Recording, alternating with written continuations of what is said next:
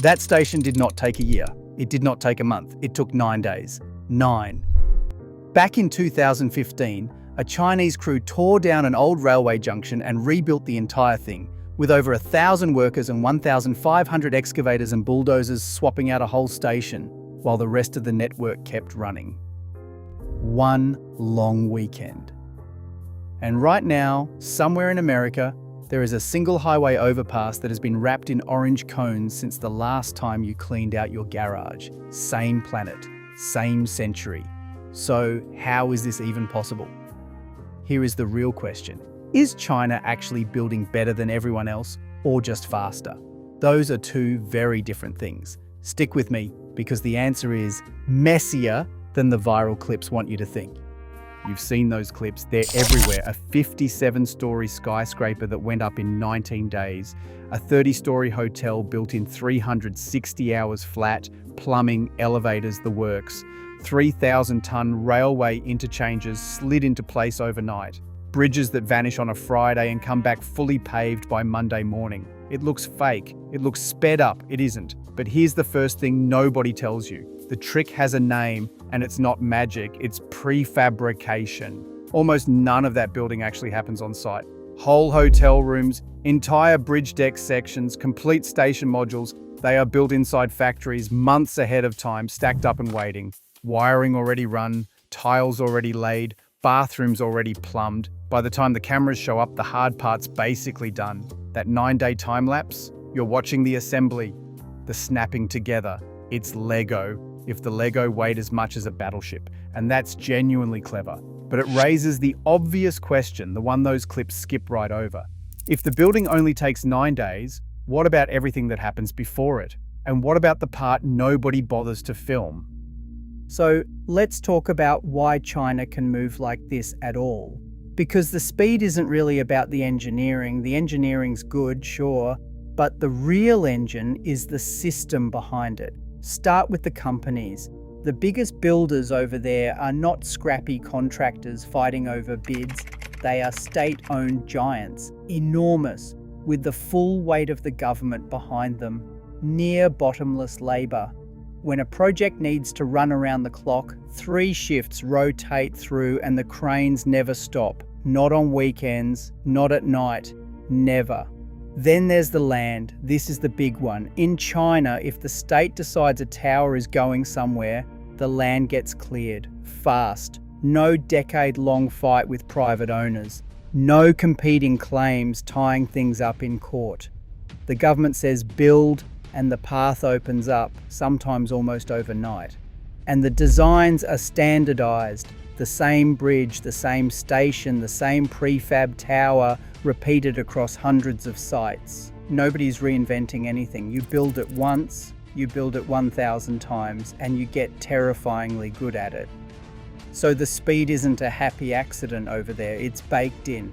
No years of public comment, no competing landowners, no patchwork of permits to chase across a dozen agencies. Now hold that thought, because here it gets interesting. Why does the US take 9 years? Same coin, other side. Before a single shovel hits American dirt, there are environmental reviews, sometimes hundreds of pages, sometimes years long. There are public hearings where anybody who lives nearby gets to stand up and object. There are lawsuits, and one lawsuit from one group can freeze $1 billion project for years while it grinds through the courts. Dozens of contractors and agencies, federal, state, and city, all have to sign off. And the gas lines, water mains, and fiber buried underground have to be found, mapped, and moved before anything new goes up. It's slow, it's maddening, it drives people up the wall. But here is the reframe those China wins videos never make. A huge chunk of that slowness isn't incompetence, it's the cost of letting people fight back. Every one of those delays is somebody, a homeowner, a neighborhood, an environmental group, getting the chance to say no, to say not through my backyard, to say prove this is safe first. That's not a bug in the American system. For better or worse, it's the whole point. Which brings us to the part you actually came for, the catch. Because fast is never free. Ever heard the phrase tofu dreg?